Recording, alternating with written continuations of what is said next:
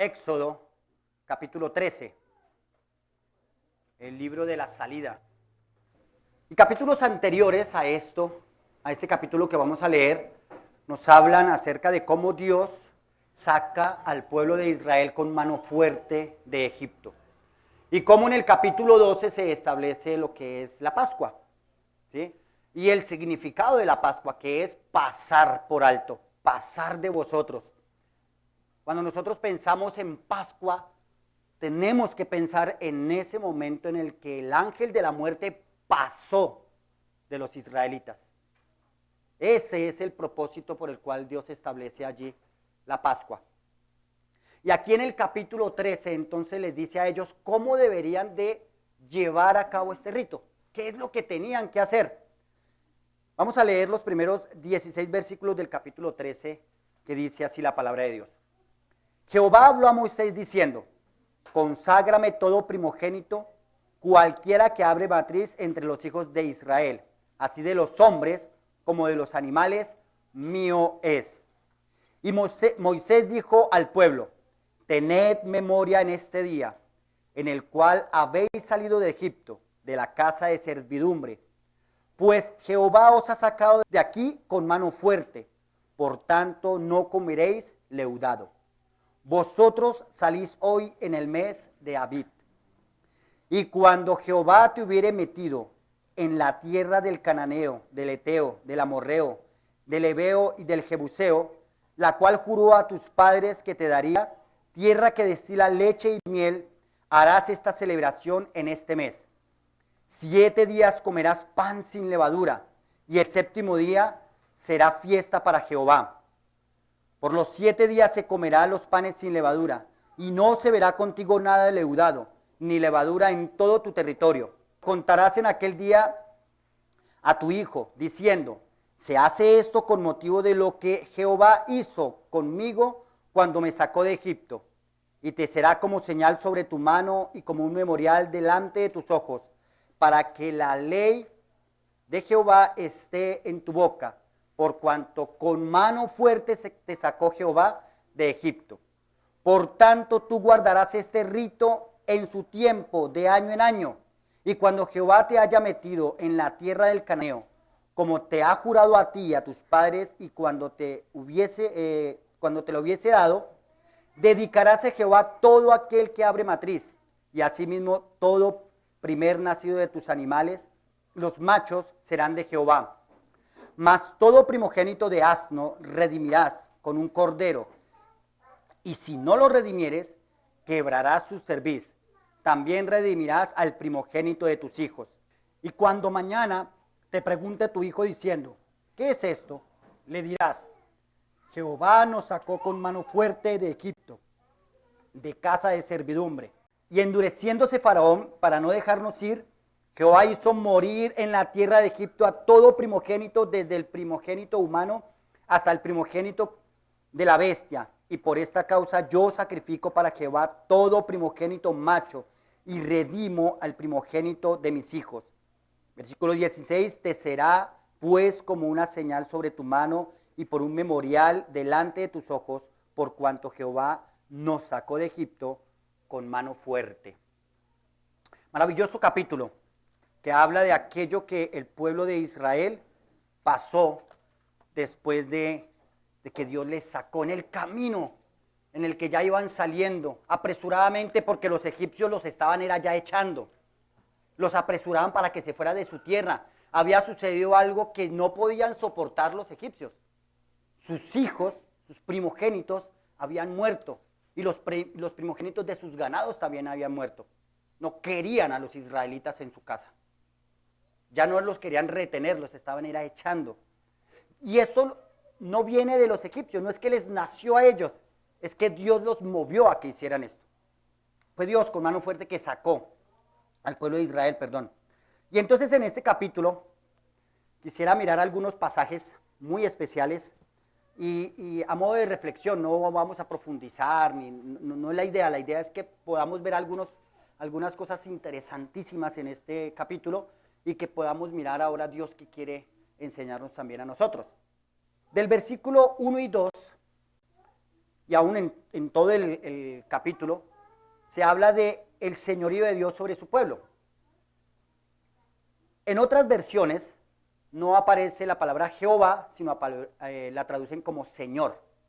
Y esta aparece mencionada unas 14 veces en esos 16 versículos. ¿Sí? Dice entonces, el Señor habló a Moisés. Y el Señor, hablando del señorío que él tenía sobre su pueblo, que el pueblo no era que salía y iba a hacer entonces ahora lo que querían.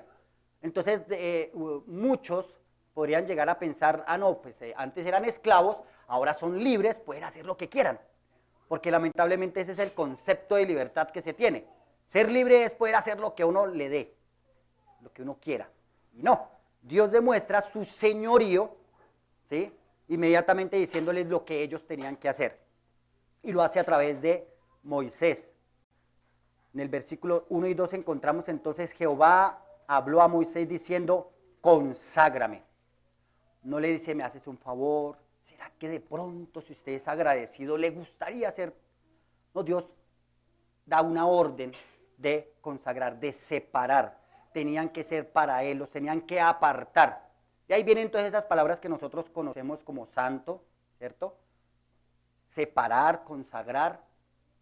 Y eso es lo que tenían que hacer con el primogénito, tanto de los hijos como de los animales. Esa era la labor que el pueblo de Israel debía hacer. En los versículos 3 al 7 se va a hablar del tiempo, se introduce un tiempo para ellos aquí y se habla de una fecha específica y de un día específico. Y entonces quise titularlo Una fecha inolvidable. De pronto cada uno de nosotros puede pensar en una fecha diferente para esta porción, del versículo 3 al versículo 7. Pero indudablemente lo que Dios está recalcando para ellos es algo que tenían que hacer a partir de ese momento y que tenían que recordarlo de año en año.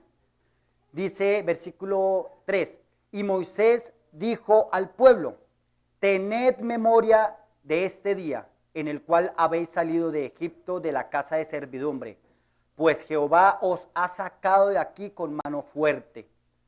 Por tanto no comerás leudado, vosotros salís hoy en el mes de Abib. Y Dios les establece el día, el mes y el año en el que ellos salieron de Egipto. Era lo que ellos tenían que recordar ese día. No tenían que recordar lo bien que se comportaban ellos en Egipto y lo mal que se comportaban los egipcios con ellos. No, ellos tenían que recordar lo que Dios había hecho con ellos. Ese era el propósito de esa fecha.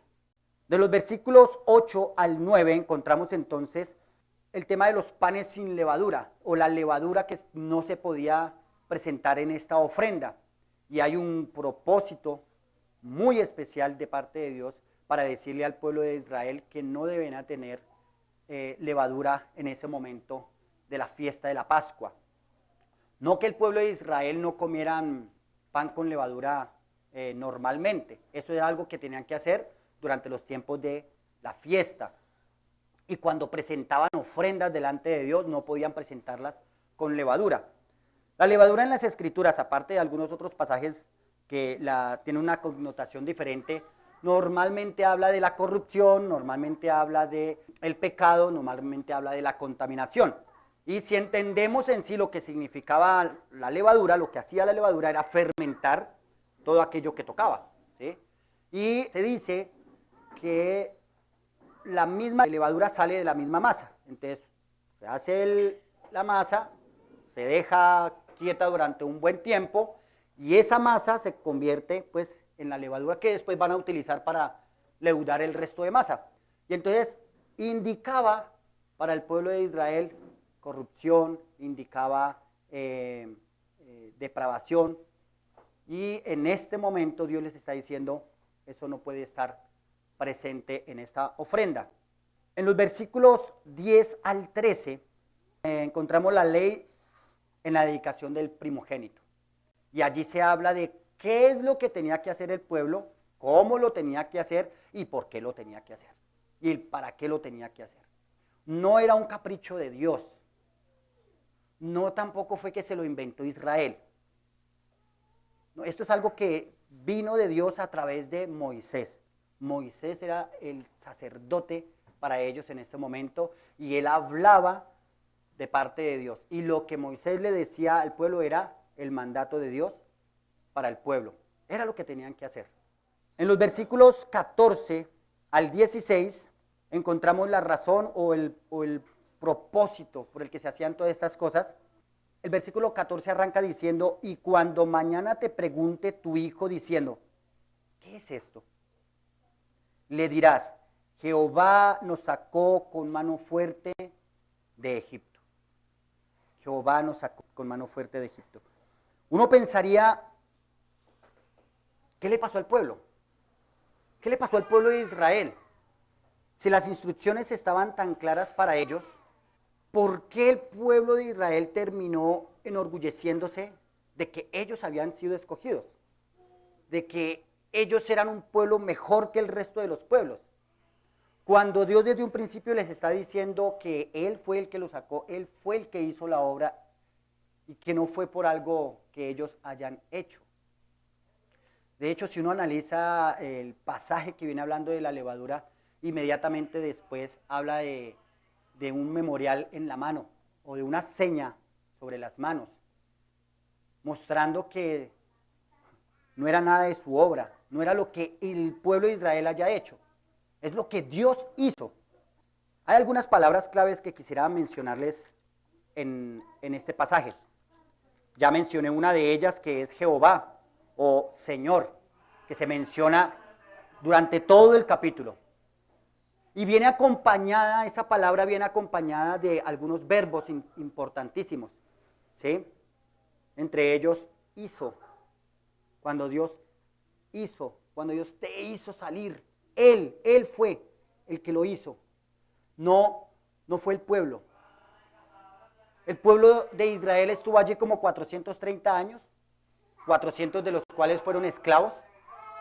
Y no hay en la historia ni en la Biblia algo que diga que el pueblo se alzó en armas contra Egipto, que estaban haciendo revolución interna para poder lograr salir de allí. No, ellos estaban cómodos de una u otra manera.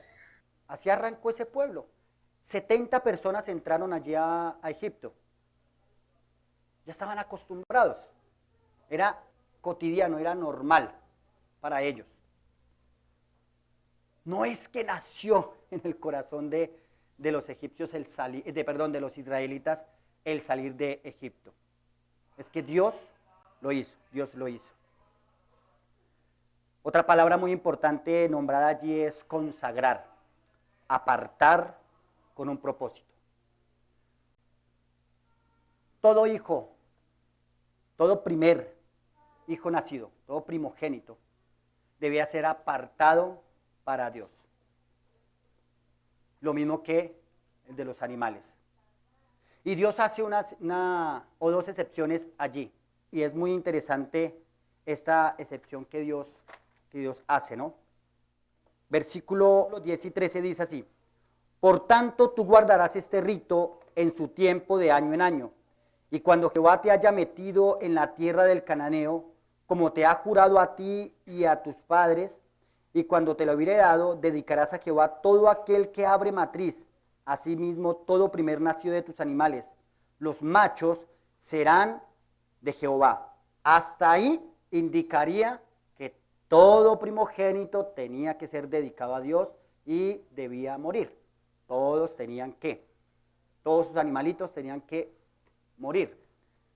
Dios dice, pero o más, todo primogénito de asno redimirás con un cordero, y si no lo redimieres, quebrarás su cerviz.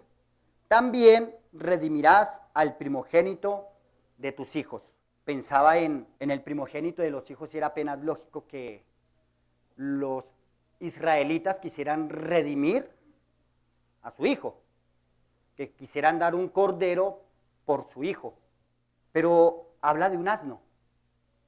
Y dice más, si no lo redimieres, quebrarás su cerviz.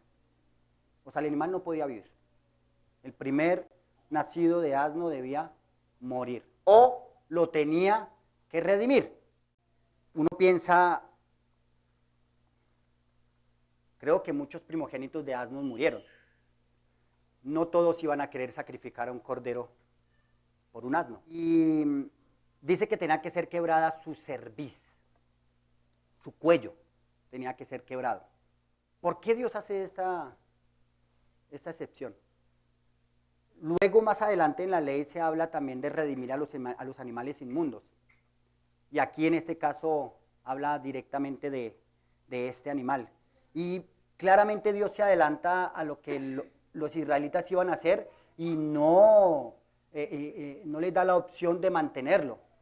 Les dice, si no lo redimes, lo tienes que matar. Ahora, hay algunos pasajes interesantes acerca de la cerviz. En Éxodo capítulo 32, versículos 7 al 9, dice la palabra de Dios así: entonces Jehová dijo a Moisés, desciende, porque tu pueblo que sacaste de la tierra de Egipto se ha corrompido. Pronto se han apartado del camino que yo les mandé, se han hecho un becerro de fundición y lo han adorado, y han ofrecido sacrificio y han dicho, Israel, estos son tus dioses que te sacaron de la tierra de Egipto. Dijo Jehová a Moisés, yo he visto a este pueblo que por cierto es pueblo de dura cerviz. Quiero hacer una analogía muy respetuosa en el sentido de la palabra. Pero muchas veces nos parecemos a ese asno. No merecemos que un cordero muera por nosotros. No merecemos que algo tan valioso como un cordero se dé en nuestro lugar. No merecemos que esto suceda por nosotros. Y Dios muestra esto para el pueblo de Israel y más adelante uno ver cómo Dios les lleva a ver cómo el pueblo es de dura cerviz. No merece lo que se ha hecho por él. No merece lo que Dios ha hecho por él. Sin embargo, Dios lo hizo porque no se trataba de ellos. En Deuteronomio capítulo 9, versículo 4, Dios es más específico con este tema aquí con el pueblo de Israel. Tal vez allí ellos no entendían un poco lo que implicaba el sacrificar un cordero en lugar de su hijo, o que el asno tuviese que ser quebrada su cerviz. Dios les estaba enseñando, era al pueblo, Dios les estaba diciendo algo al pueblo. Y dice versículo 4, no pienses en tu corazón cuando Jehová tu Dios los haya echado delante de ti diciendo, por mi justicia me ha traído Jehová a poseer esta tierra. Pues por la impiedad de estas naciones Jehová los arrojó de delante de ti. No por tu justicia, ni por la rectitud de tu corazón entrarás a poseer la tierra de ellos, sino por la impiedad de estas naciones Jehová tu Dios las arroja de delante de ti. Y para confirmar la palabra que Jehová juró a tus padres, Abraham, Isaac y Jacob. Queridos hermanos, nosotros podríamos ver muchas cosas más en este hermoso capítulo, pero hoy nosotros estamos para hacer memoria de lo que Cristo hizo, memoria de lo que Dios hizo a través de su Hijo. No somos diferentes al rebelde Israel, de ninguna manera. No estamos aquí por ser mejores que otros. Es la gracia de Dios en cada uno de nosotros. Y Dios nos ha permitido, como le permitió al pueblo de Israel a través de este rito, hacer memoria de tiempo en tiempo de la obra que Dios hizo con ellos sacándolos de Egipto. Pero el hombre, el ser humano es de dura cerviz. Y se olvida pronto. Vemos a un pueblo de Israel jactándose de ser israelita. ¿No nos jactamos nosotros muchas veces de ser cristianos? Es que yo recuerdo el día en que yo recibí a Cristo en mi corazón. Era una tarde de verano y ¡guau! tenemos en la memoria como eso que hicimos nosotros.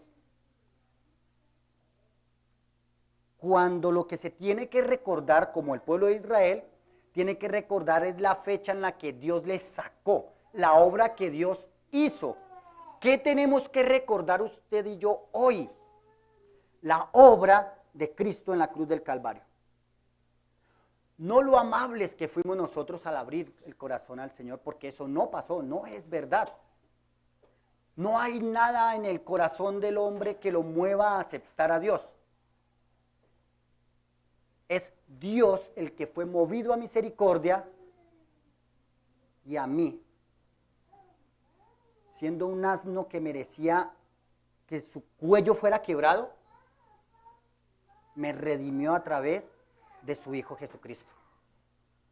¿Cómo no estarle agradecido? Qué hermoso es, hermanos, saber que somos una iglesia que nos preocupamos por estudiar la palabra de Dios, por poner teología en nuestra cabeza, por leer buenos libros, pero no es de lo que nos podamos sentir orgullosos. No hay nada en nosotros que pueda decir que somos mejores que otros. Porque el que hizo fue Dios. El que nos sacó de esclavitud fue Dios. El que nos introdujo en su Hijo fue Dios. ¿Qué tienes para vangloriarte? No hay nada. Si yo pudiese hablar con un judío y pudiese darme a entender y que él me entendiera, yo le diría, pero ¿de qué te jactas? Si la obra en Egipto la hizo Dios. Dios les quitó hasta la levadura para que ustedes no pensaran que fueron ustedes los que hicieron alguna obra, para que recordaran que no se trató de lo que hicieron sus manos y que nosotros no somos mejores que los israelitas, seres humanos caídos, que si no sentimos que hacen las cosas como a nosotros nos gusta, entonces rechazamos. Que si no sentimos que como que yo no siento que me están dando amor, entonces no voy a esa iglesia porque es que ahí no hay amor. No es lo que nosotros tenemos que poner delante de nuestros ojos. Esa expresión, les invito a que la miremos otra vez. Versículos 8 al 9 es. Dice, y lo contarás en aquel día a tu hijo diciendo, se hace esto con motivo de lo que Jehová, ¿qué?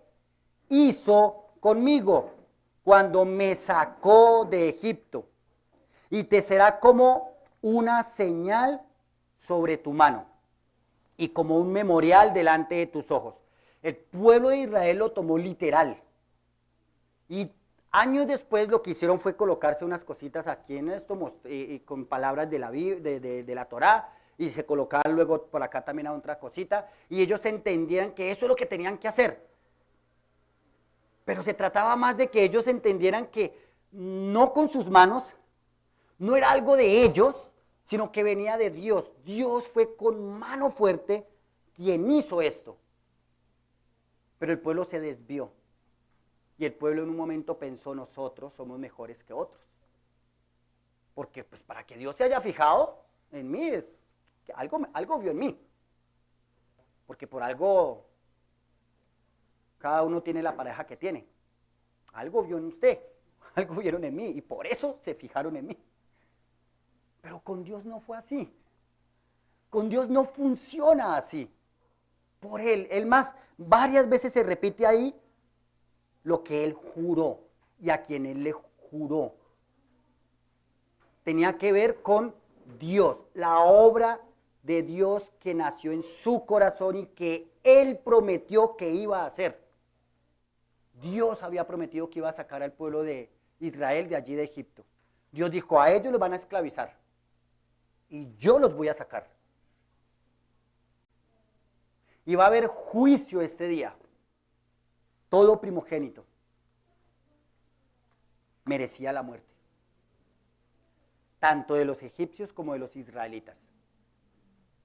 Los israelitas no eran mejores que los egipcios. Por eso, en lugar de su primogénito, iba a morir un cordero. Y esto lo iba a hacer el pueblo recordando esta fecha. Que su corazón no se llenara de vanagloria al pensar, es que fue que yo. Es que el día que yo recibí a Cristo. No. Porque la obra la hizo Dios en ti. Entonces ahí encontramos el para qué. ¿Para qué hacer esto? ¿Para qué venir aquí cada 8 días? ¿Para qué tener a nuestros niños entre nosotros? Para que cuando tu hijo te pregunte, ¿para qué hacemos esto? ¿Esto para qué? Ah, no, eso es una costumbre que hacemos cada 8 días. Es para que tú tengas la oportunidad de predicarle el evangelio a tu hijo. Es que a través de la cena le predicamos el evangelio a nuestros hijos. Es que les decimos, es que a través del pan recordamos el cuerpo de Cristo entregado en nuestro lugar y que fue molido por nosotros. Y algunos se preguntarán, ¿y por qué nosotros no participamos con un pan ahí que no tenga levadura? Cristo llevó nuestra levadura en su cuerpo. Y si el pan no tuviese levadura, Cristo fue sin pecado delante de Dios. No nos apartamos de la persona de Cristo por este tema. Siempre nos va a llevar a pensar en Cristo. Y en el fruto de la vid, su sangre derramada en la cruz del Calvario, le decimos a nuestros hijos, la sangre del Hijo de Dios fue derramada en la cruz del Calvario en nuestro lugar. Queridos hermanos, tal vez este sea el último día que nos veamos. Tal vez en esta semana alguno de nosotros parta a la presencia del Señor, o todos. Porque la incertidumbre en la que nosotros vivimos es justamente que estamos en tierra ajena. ¿Saben cómo se les hizo comer la Pascua al pueblo de Israel? Dice, apresuradamente y con hierbas amargas. O sea, ustedes tienen que salir de aquí rápido. Si estamos amañados en este mundo, reflexionemos un poquito y pensemos, oh Señor Jesús, ven pronto. Pero no porque subió el dólar. No porque es que la economía está muy dura, no porque es que este país, esa no es la razón por la cual esperamos a Jesús.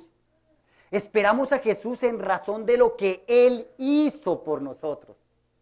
Esperamos a Jesús y recordamos su obra en la cruz del Calvario, sabiendo que hoy hacemos memoria, no de un muerto, sino de aquel que resucitó.